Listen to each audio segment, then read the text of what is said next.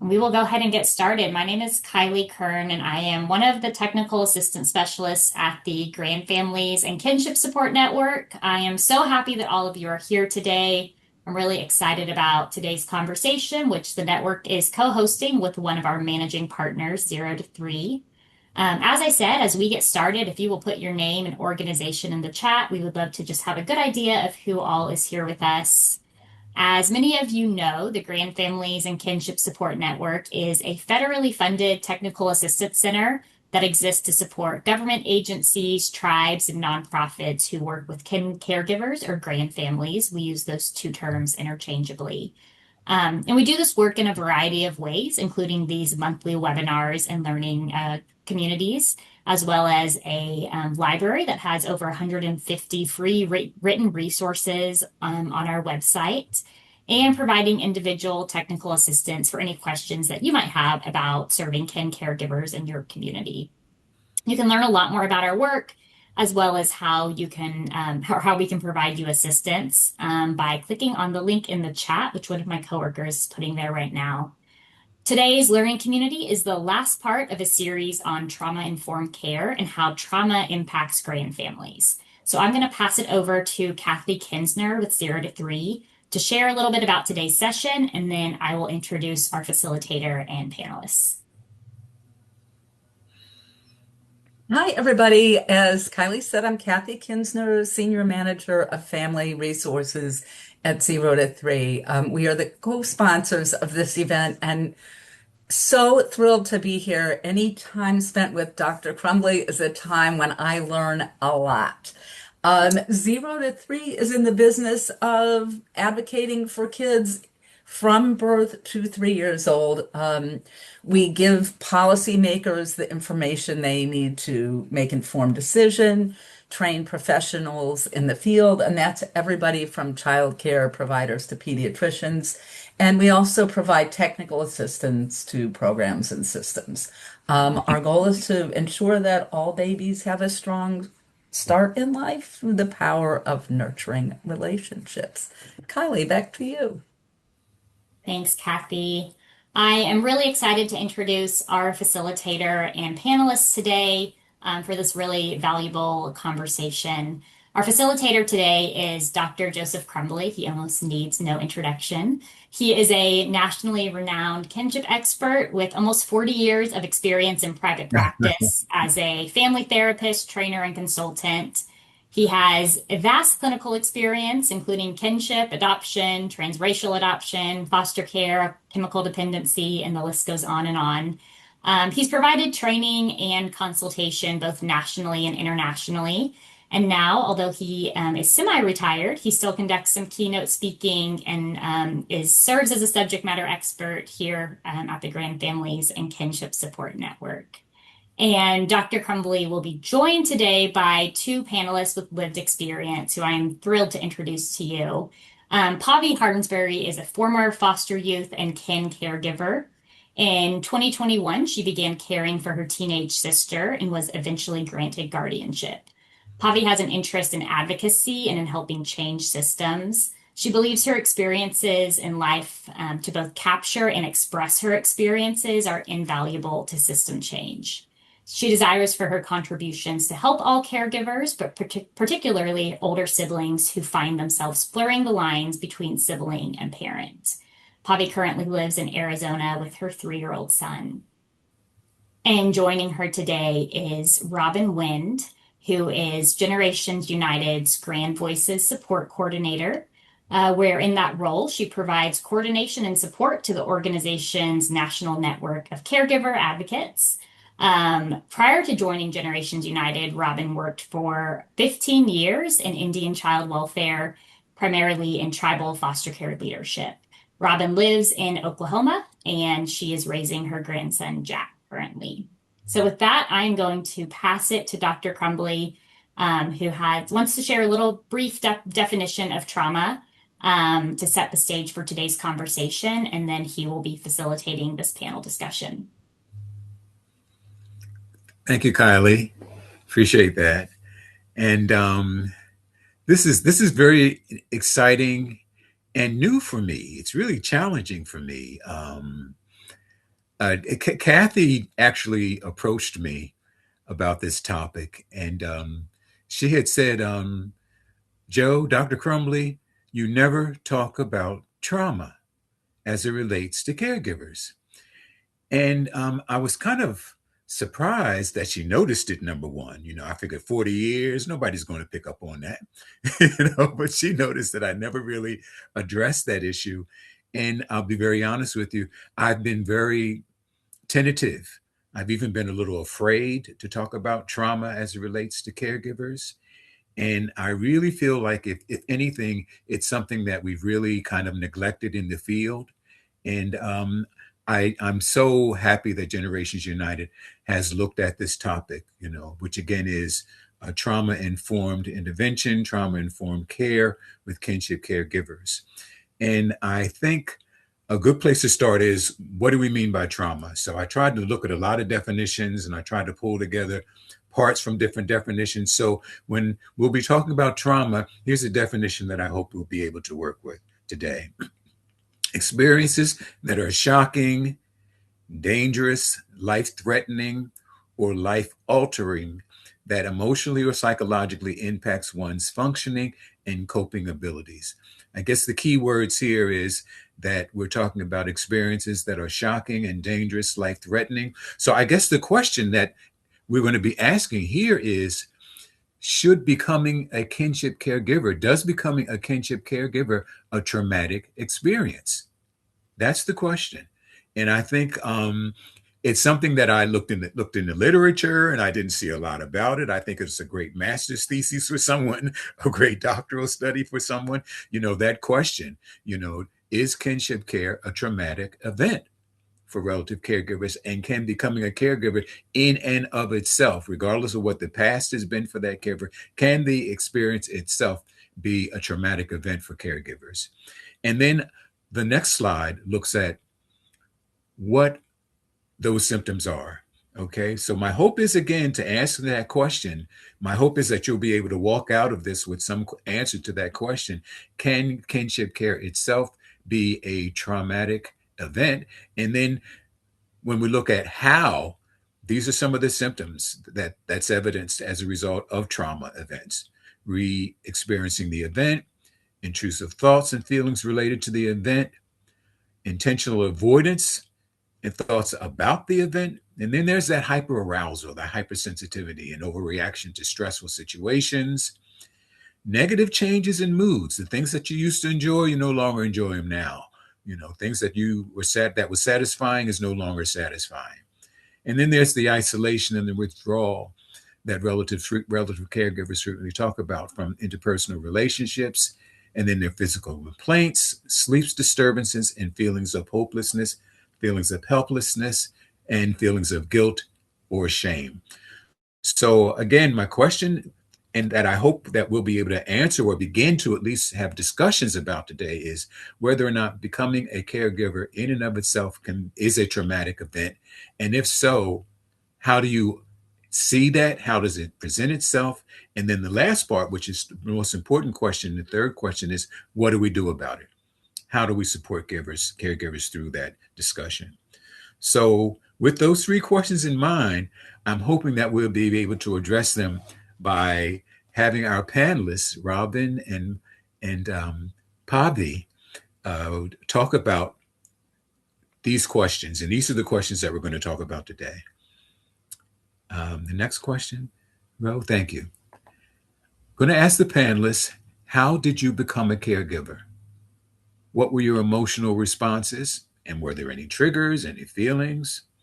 Who supported you, and what supports did you wish you had? So my hope is, by looking at these questions, we'll be able to decide, or at least begin the discussion around, is the event of becoming a caregiver traumatic? And then also hear from the panelists how they experienced that event of becoming a caregiver, and then what were the supports that helped them manage the event that they're experiencing. So my hope is that these questions will answer those three questions that I just asked. And then we have some questions for you in the audience as well. And the next slide will show them Oh, okay. All right. I jumped a little bit ahead. Okay. Sneak previews. Okay. I've got two questions for you in the audience. Okay. And those questions are, and I want you to kind of think about them. I'm going to put them up there now. I'm going to be just throwing them out there now. Those questions are, um, how did you recognize, how did you see caregivers experiencing becoming a caregiver? And then how did you support it? Because my hope is that from your two questions, you'll be looking at what worked for you and how did you support caregivers? And how did you manage some of those biases that maybe you had about kinship caregivers that may have gotten in the way of support? Okay. So we're going to start with the panelists first, and we're going to start with Pavi, and we're going to start with Robin with this question. Now, one of the things I'd like you to do is, as we're going through these questions, please write down in your chat questions that you have for the panelists, because we do want to follow up this conversation with the panelists with a discussion of some of the questions that you might have for them. So please chat them. Kylie will be keeping a list of those questions, and then after we take the panelists through the questions, they'll be looking at your questions and responses for the panelists. Okay. So the first question is, how did you become a caregiver? And again, we're asking that question because we want to know whether or not what was the event of becoming a caregiver like for you? So I'm going to start with Pavi. Do you feel ready to? This is Pavi's first time, okay, on the panel. And Pavi, do you know how to unmic? Do you know how to turn your mic on and off? Yep, perfect. Okay. Bobby, I'm Yeah. happy to go. You want me to go first? Pavi, Yes. I'll let the two of you decide. Yes, I would definitely like for Robin to go first. Okay. Yes, and I also have to step away for just 1 minute so I can go grab my laptop charger. Okay. Sounds That's good. fine. All the more reason we should start with Robin. Take your time. We'll be Sure. here. Okay. So thank you guys so much for having me here today. Like we said, my name is Robin, and I am honored to be on this panel, not only with Dr. Crumbley, but Pavi. She is amazing. So, and I'm excited to hear her story. But how I became a caregiver is that um, Kylie mentioned earlier that I worked in Indian child welfare. So I was a foster care manager for one of the four largest tribes in Oklahoma. And I got a call one Friday that from the Oklahoma Department of Human Services and told me that there was a baby at the hospital, and they said that he belonged to my family, my son. That was Friday. And so I went to the hospital, and this baby, it was the day before, he came to my home the day before he turned 4 months old, and that was on the Monday after the Friday. And um, any, he had anything that you could fracture on a 4 month old baby was fractured. He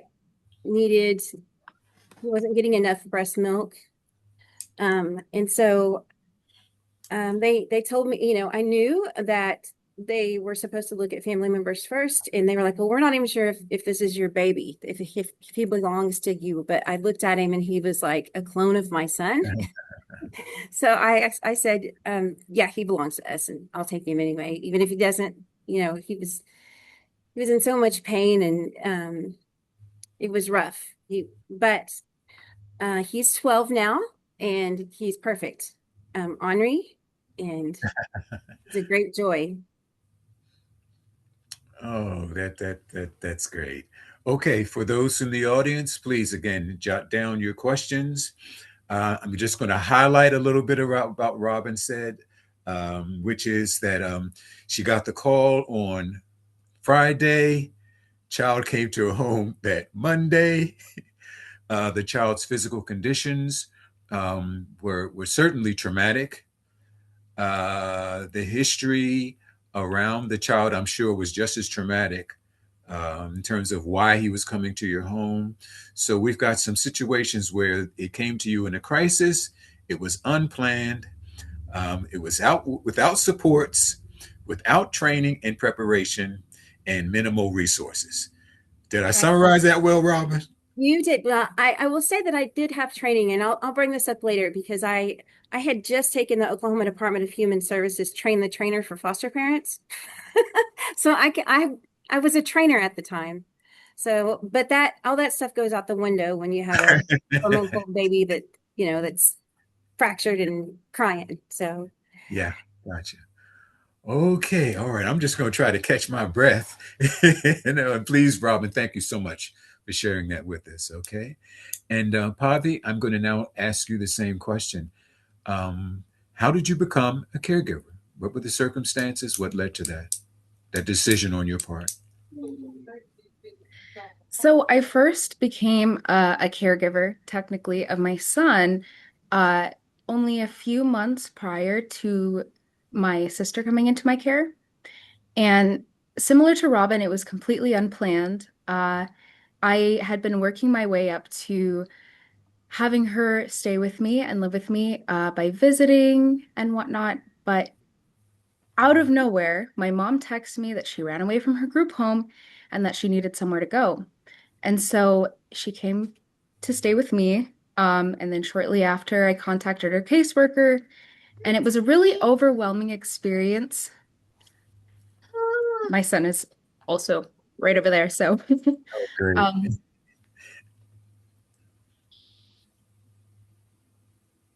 Uh, so it was a pretty overwhelming experience. And I honestly did not have the tools to deal with it at the time.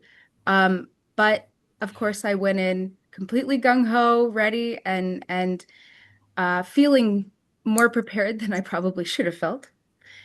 And so we worked up to fostering her, and then eventually I got guardianship of her.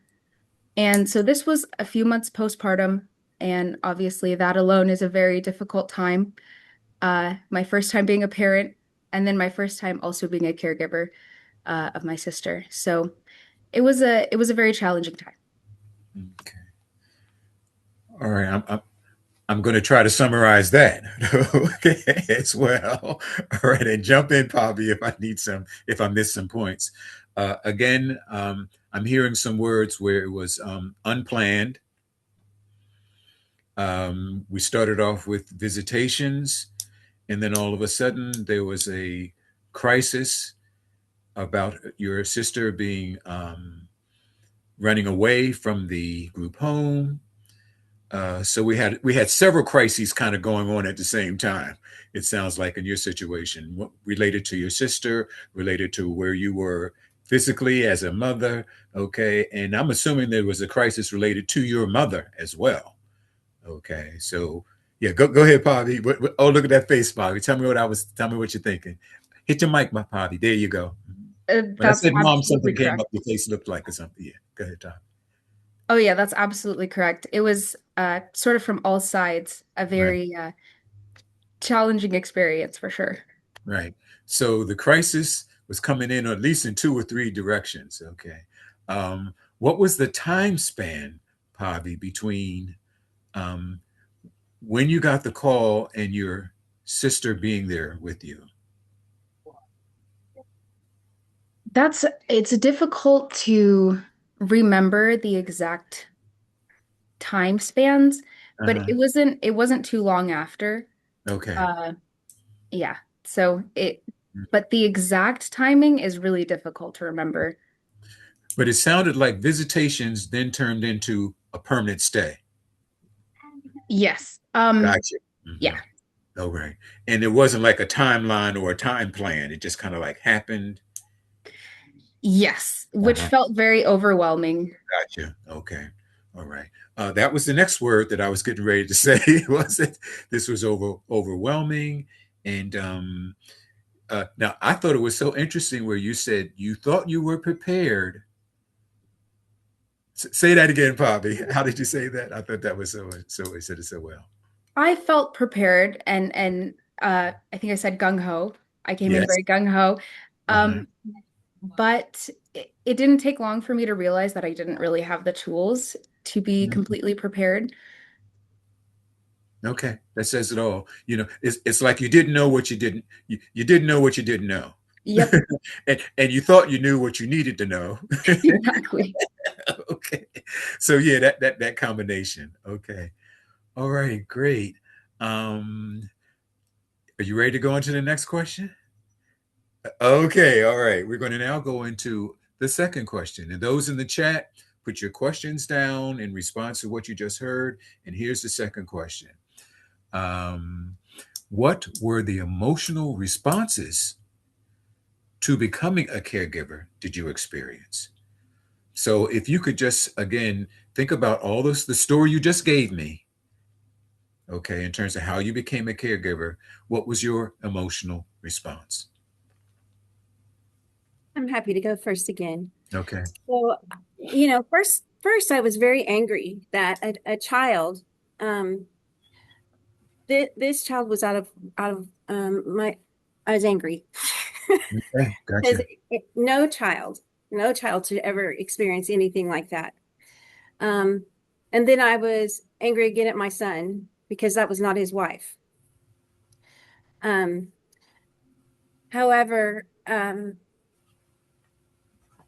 I remained angry for years. But the next thing was fear because the damage that was done to that child, someone should have gone to prison. So Mhm. I was scared for my son because um, Taylor was always a very loving person. He would bring home half dead birds from the side of the road to try to nurse him back to health. He was an excellent daddy to his older girls.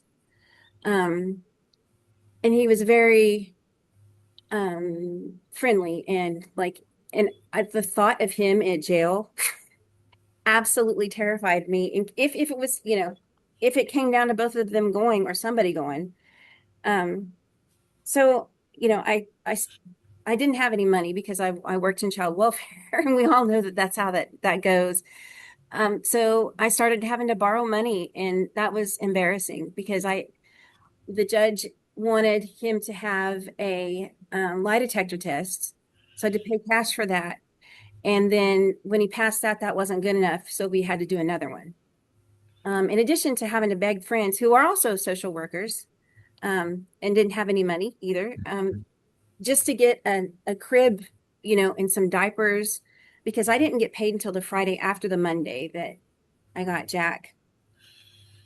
And I guess the main feeling was is that I felt very, very alone. I I had most of my all of my friends worked in child welfare, and so when they hear that, even though you know the person, you know the family, there's still a kind of a bias, so people kind of started walking away, right? Mhm. um so and I didn't um at that time my relationship with my family was not that close. My sibling also worked in child welfare and didn't want any part of that, which was completely understandable. And you know, it was just very made you feel very alone and scared. So that's how I felt, and sometimes I still feel like that. Okay. And it's reoccurring. Yeah. Okay. Thank you, Robin. Okay. I'm going to try to summarize as much as I can. All right. Maybe that kind of like one word summaries that jumped out at me. Anger. And the anger seemed to go in a couple of different directions. Okay. Son, anger with the system. Okay. Um, I'm even going to say maybe a little bit angry with the family as Yeah. well. I Okay. didn't know them well. Actually, I didn't really know them at all. Right. So Got I was very angry at how someone, because they all live in the same place in right. except for my son, and how Hmm. someone could let this happen. Hmm. So the anger, the fear, that was another term that you had mentioned. Okay. Hmm. And it sounded like that went in a lot of different directions. Fear for your son, fear for Hmm. your grandson. Hmm. Okay. Um, fear around your own situation. I'm also hearing words like embarrassment, Hmm. and that's with your peers, embarrassment with family and friends. Mm. And his case was in I worked with a lot of the attorneys and judges in my work, my professional Right. work. So Mm-hmm. uh, there was a relationship there. And so some of those attorneys I didn't like and some I did, but Mm-hmm. um it was weird. Felt Right. Yeah, because it changed. All of a sudden, their perception of you and your perception of them, and you had a certain image. Mhm. And I think one of the things I want to give Bobby a chance here, but one thing that I learned that really was painful is that um, you know, his case was a big deal at the DHS office because it was a near death. And Mm, so they didn't call him by his name. They called him the broken baby. mm, And okay. I was very angry about that Right. because it wasn't his fault and he has a name. Got So you. Okay. Some other things that you mentioned, and then we'll move on to poverty, and that was feeling very isolated, feeling mhm, very alone, and and feeling rejected mhm, at the same time. yeah. Okay. All right. Pavi, can we now ask you that same question? Which is, what were your feelings? How did you emotionally respond to how you became a caregiver? What were those emotional reactions? I think Robin touched on a lot of the feelings that I also experienced, Mm-hmm. um, for different reasons and varying context. Um, but anger was definitely one of them. I Mm-hmm. was actually angry at my sister's previous foster parents because that was the reason she was in the group home. Well, I suppose you could say it was her actions, but it depends on your perception of the events. Okay. Um, so that was one of the feelings. But one of the main feelings that I thought of as I was brainstorming this question was actually inadequacy, uh, Mm, which is sort of related to the answer to the first question that I gave. I felt um, as though I couldn't be enough as a caregiver, and so that meant I wasn't enough just in general. And that feeling, it sort of turns into a self-perpetuating cycle of not living up to your own expectations. mm, And Mhm. especially when you're alone, it's difficult to be everything for even just one person, even just for Adonis. But to try to be everything for Adonis and my sister and myself while also trying to manage all of these other things in my life was very difficult. So overwhelming and difficult. I don't know if those are necessarily feelings, but overwhelmed and anxious. mm-hmm. Um, and social isolation, as Robin mentioned, was a huge thing. Um, Social isolation sort of started to turn into me becoming a recluse, and that just meant everything increased even more. All the feelings that I mentioned before, because I was in my own head, which became an echo chamber of all of those feelings. Mm, okay. Um, it didn't mean that I didn't have anybody to talk to, but it didn't necessarily change those feelings. Mm-hmm. Okay. If anything, it kind of heightened those feelings. That's what it sounds like. Okay. Uh, Key words, the anger. Again, we're hearing that again. Um, the not feeling adequate. I thought that piece was so interesting. The way feeling unprepared, making you then feel inadequate, affecting self-esteem, affecting self-concept. Was that? I just felt like that was a continuum.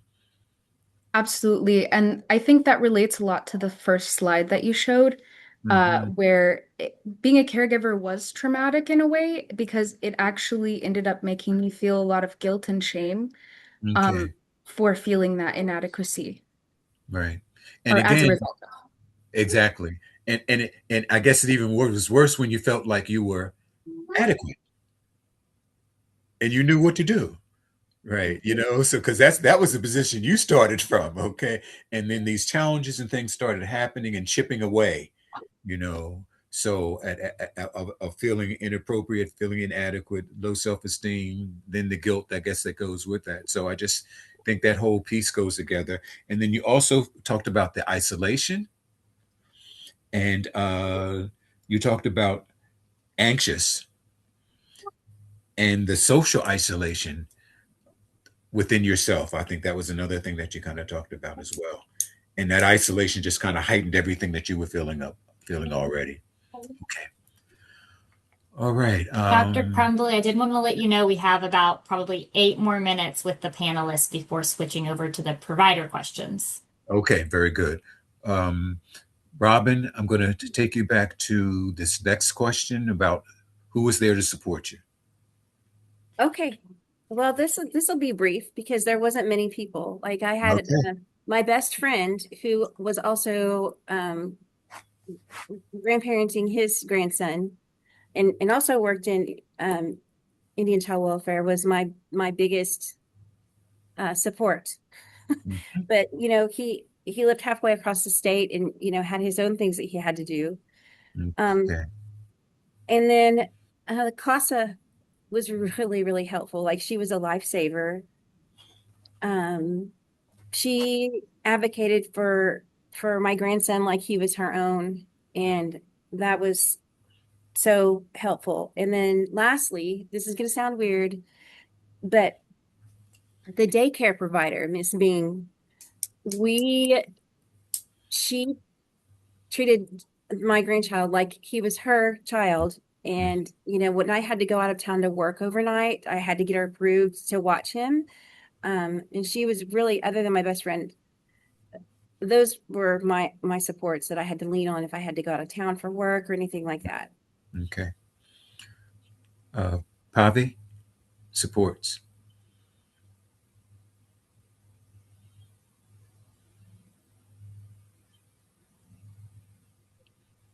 Okay, there we go. I had a few supports at the time. Um, not a lot of support. Okay. Okay. All right, Pavi. That says it all. That you made your point. You really made your point so quickly. Thank you. Those few words said it all. And the last question is, are we getting ready to show that land? What supports do you wish you had that could have come from friends, from the system?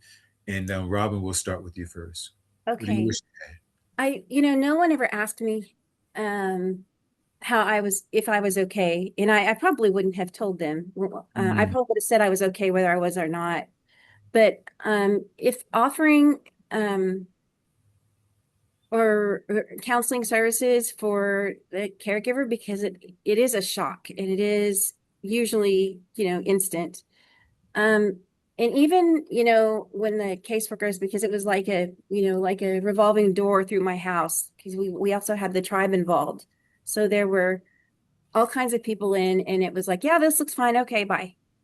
mm, If anyone had just, well, and there was one or two that sat down and asked me, how are you doing? What can we do to help you? And I knew Dr. Crumbley because my job was to license foster homes. So okay. I knew that my home was safe and appropriate and a good home, but you still get nervous. Mm, But okay. yeah. Yep. Okay. Javi, what do you wish you had in terms of supports? As far as support goes, I definitely wish that I had someone to talk to Okay. that was sort of like a mentor, I guess, but more like a parent. Mm, Um, I had my mom sort of, but I think that it gives a lot of context about the relationship between my mom and I that I was in the position of, hey, your sister ran away and she needs somewhere to go, um, which I think is a bit of a situation. And I was encouraged not to call her caseworker and mm, not to do things the right way.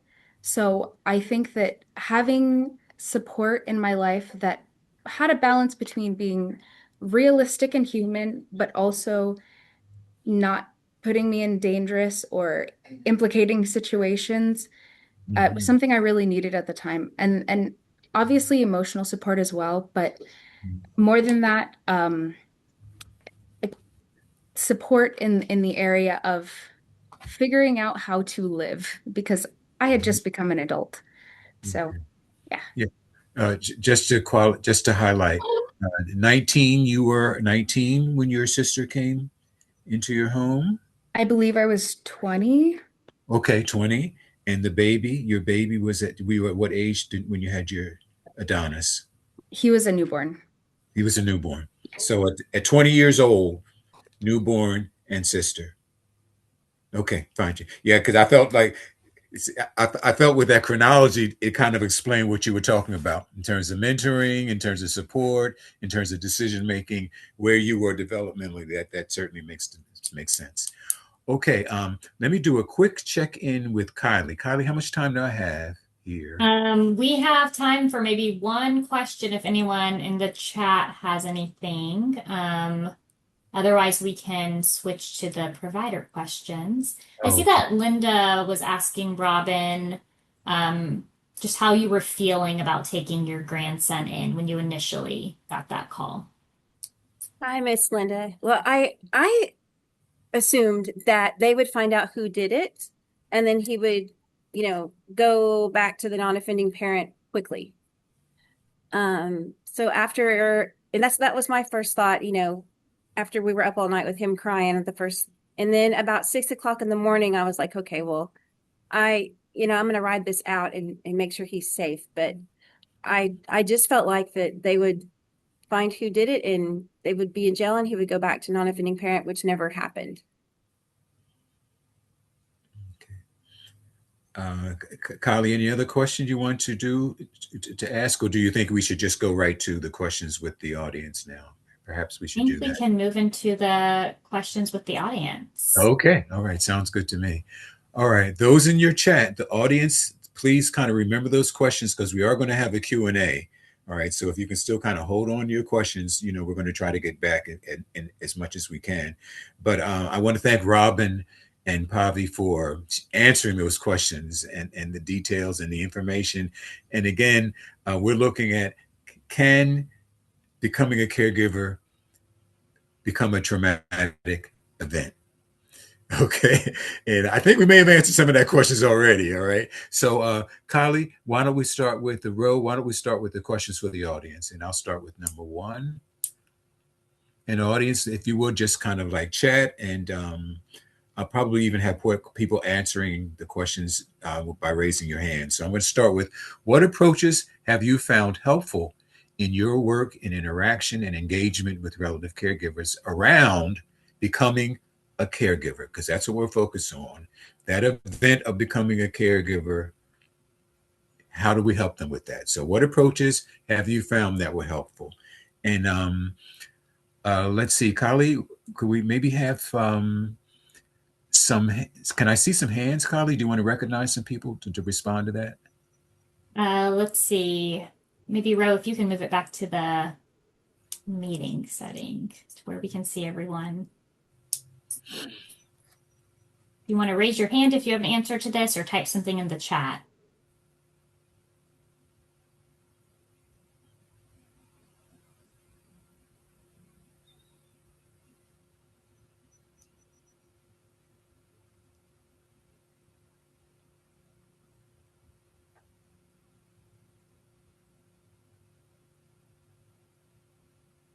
And the question is in the chat if anyone needs to refer to it.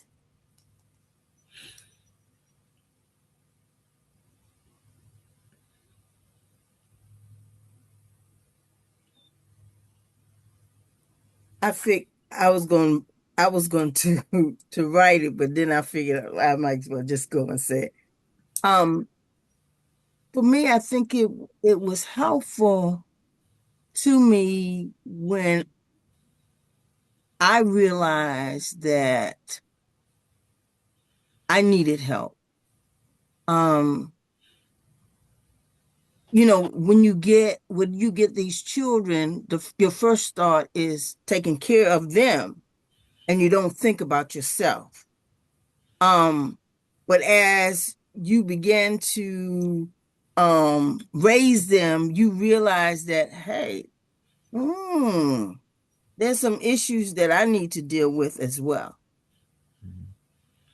Linda is responding as a coordinator of the kinship care program um, in an agency, and also as a caregiver. So she's wearing two hats. And the response of what she found helpful as a provider, I think that's kind of what we're getting from you now, Linda. Okay. What you found helpful, not only as a caregiver, but what did you found supportive, and then talking to caregivers about what they needed. I think that's kind of what jumps out at me. But go ahead, Linda. Well, sometimes they don't even realize what they need. And I think as a provider, you have to keep talking with them, keep interacting with them to help them to realize what it is that they need. Okay. Because first of all, as a caregiver, the first thought that you don't even really want to talk to anybody is because there's a lot of shame and guilt. So you don't want, so you'll keep a lot of stuff inside because you don't want to share it with anybody because you're ashamed. So as a provider, you have to learn how to get that out of them. Okay. How can you reach, what can you do to get that information out of them? Okay. So I think if we're looking at what you did that was positive and supportive, it was engaging, eliciting, making it safe for them to share that information. Yes. So I think if we're talking about what worked for you, and obviously it worked for you with your caregivers, it was making it safe for them to share and setting up an environment that allowed them to share. Yeah. Okay. Thank Dr. you. Crumbley, we do have a couple of comments in the Yes. chat that I'd like to read in response to this question. Please. Kimberly says that being a good listener and being empathetic. And then Shamira said that providing everyone with information. There are a lot of families that silently struggle, and people who are supposed to help don't often know how to recognize when people are in need. So what questions to ask the client? Then what's available? We don't need to be experts on everything, but we do need to know where those bridges are to help access help. Okay. So provide information, the concretes. Okay. Be a good listener. Provide information. Be supportive. Making it safe for people to share. Okay. Anything else? I see Kimberly has a hand up. Yeah, I was just going to say, for me, I think one of the most helpful things that kinship families have shared that helped them the most in those initial phases was really those immediate considerations. And we heard one of our panelists discuss that today. Like if you don't get paid until Friday and the kids are coming to you on Monday and you don't have car seats and cribs and like those are things that are easy fixes, right? Like asking for donations, having gift cards on hand for diapers and formulas and different things that might be needed. To be able to alleviate the stress of the tangible financial components in the beginning allows them to kind of take a little breath for a minute and step into the emotional journey that they're walking through with the grief and the loss and the guilt and all of the complexities that come into when a child first enters into care. So I feel like as a provider, one of the nicest and kindest things that we can do is to make sure that all the tangible things are taken care of and taken care of quickly and having resources available for that so that we can begin to then go ahead and help them process through the journey they're entering. And I think what's so important about what Kimberly is saying is, number one, starting with those concretes: food, clothes, shelters. Okay, those concrete needs that they experience when they first come in. It's almost like you need to start with the concrete before you can get to the emotional needs. Okay. And a lot of times you need to do the concrete things in order to develop some credibility so that they could trust you to open up. Do you do what you say you're going to do? And you start with the concrete. Okay. And then you can build up to opening up those doors to all those emotional things that you heard Robin and Pavi talked about. But yeah, concretes. And in fact, I think what Linda said, they don't even know what they need yet. So for you to come in with the concrete, and you're going to need this is what we're going to give you in the next 3 days. We're going to use the next 4 days. So to partialize that, organize that, deal with the concretes, you get credibility, you prove, and then that makes it safe enough to talk about all those emotional things that you're talking about first. And in fact, you might even want to sit on that until you get the concrete done. Kylie, thank you so much. Thank you so much, Kimberly. Kylie, was there anything else that jumped out at you? I guess maybe we better get to question number 2 because I know we're kind of running down. What was that question? Sounds Second great. question? Yes. Question 2.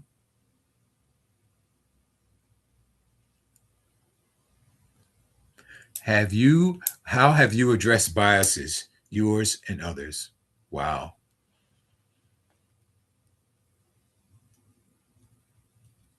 How have you addressed biases, yours and others?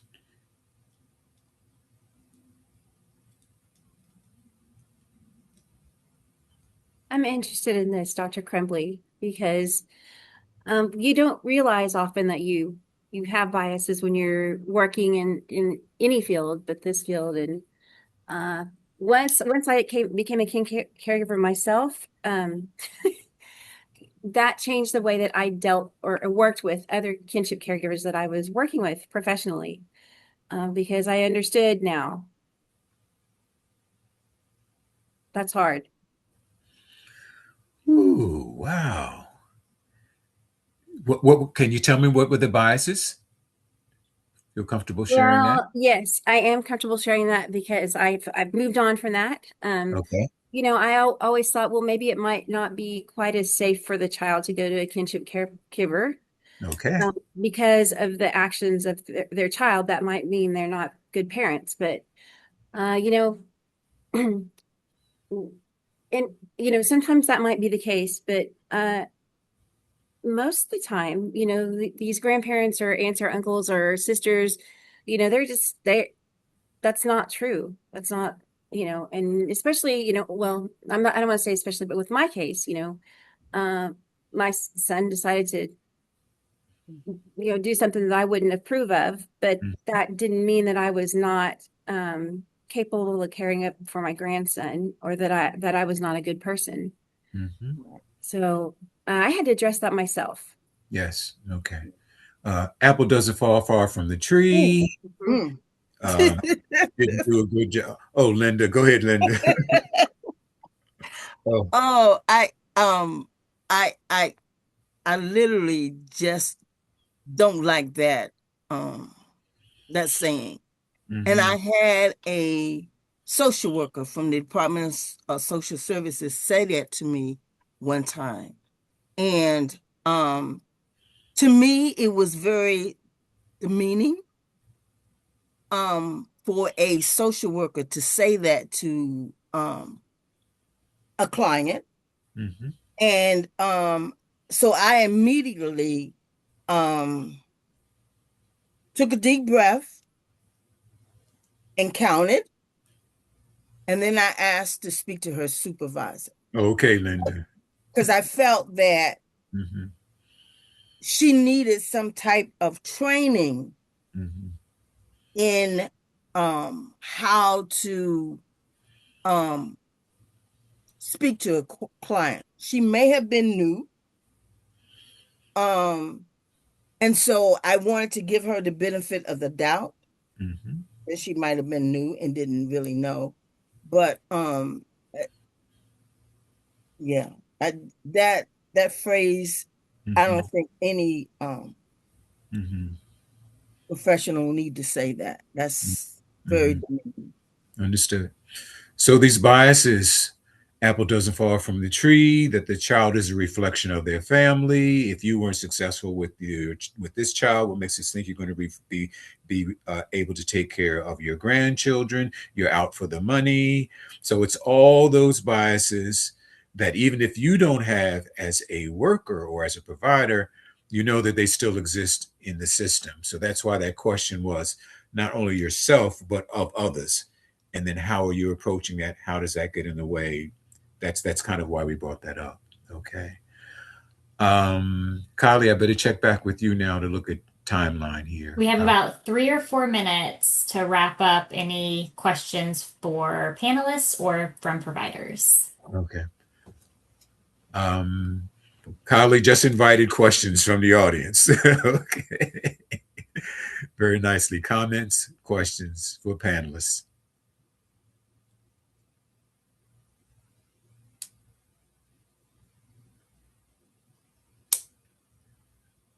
I, my comments is I want to thank the panelists for sharing their story.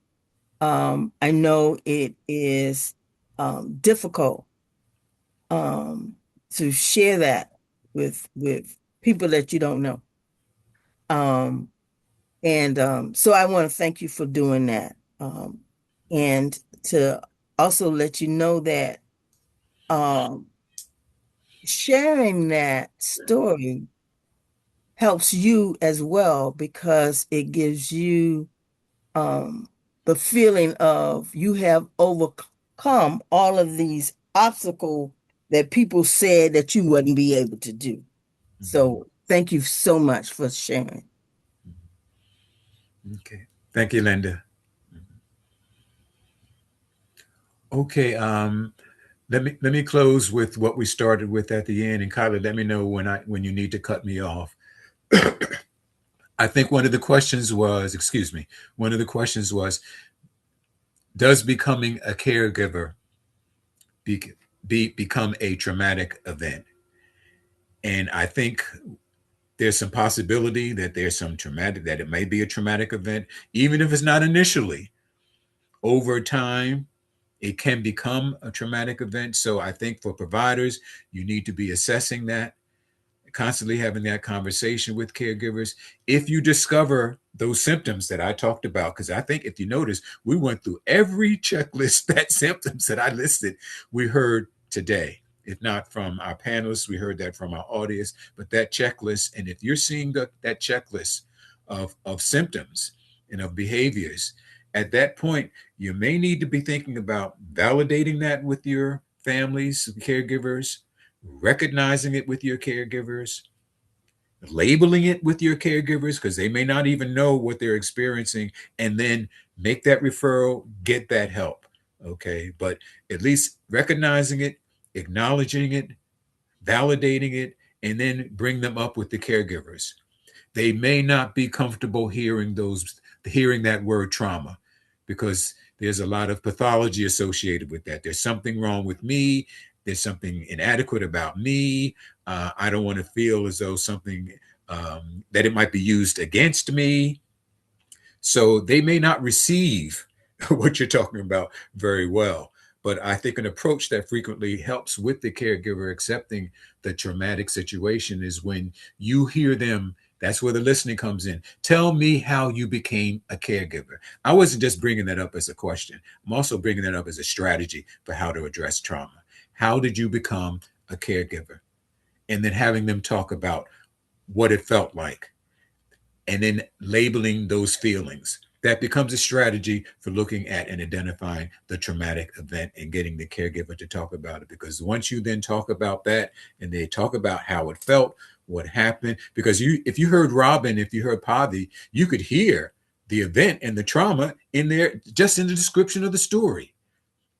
And then that very nicely led into how they felt. And then that's where you can validate, recognize it, and then make that referral, get them involved, support group, individuals, counseling, whatever you can do. But it does kind of start with identifying with them. That was very stressful. It's amazing that you did validate what they did, recognize what they did, and that, you know what? It sounds like you have to be okay for the kids to be okay. And you worked on them first. So how about you now? So I just want to throw that out in terms of strategies, approaches, and recognizing that becoming a caregiver in and of itself can be a traumatic event, and then how to respond to that.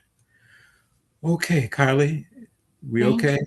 You are exactly right on time. So thank you so Great. much, Dr. Crumbley, and thank you to Poppy and Robin just for your generosity and sharing your life experiences with us today.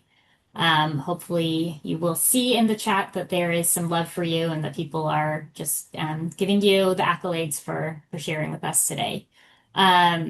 Ro is going to launch a short poll. If you will take a minute on your screen to just let us know what you thought of the style of learning community session. We like to change things up sometimes from our traditional webinars and have different learning opportunities at the network. And lastly, we would love to stay in touch with all of you. If you are not connected to the network yet, please let us know who you are. In the chat, you will see that there is a link to our website where you can request technical assistance if you have any questions about serving kin in your community. Also on our website, you can access our resources, our previous webinars, as well as a myriad of different resources that we have available. And that is it for today. So thank you, Kathy and 0 to 3 for being such valuable partners and for joining us today in this webinar. I hope all of you have a wonderful rest of your day.